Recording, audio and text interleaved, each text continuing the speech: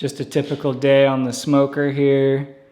We're doing a frozen pizza, some leftover mac and cheese. I grated fresh cheese, some cracked pepper, hot sauce. I'll end up garnishing with some fried quinoa over the mac and cheese, and a nice healthy looking pork chop and a ribeye steak. About to go put them on the grill.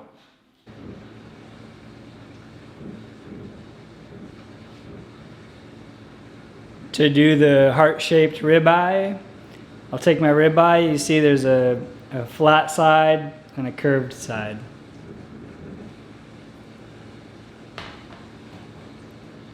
So use your longest knife. I'm using this one because it's the longest, or your sharpest knife. Put the flat side down. Start on your curved side.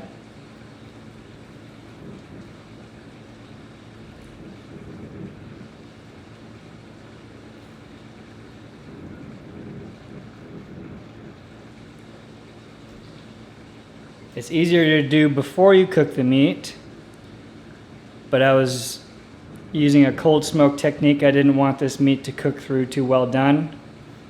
So start cutting through, but don't cut through all the way.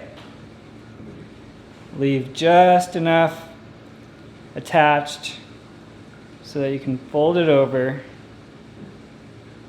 to the shape of a heart.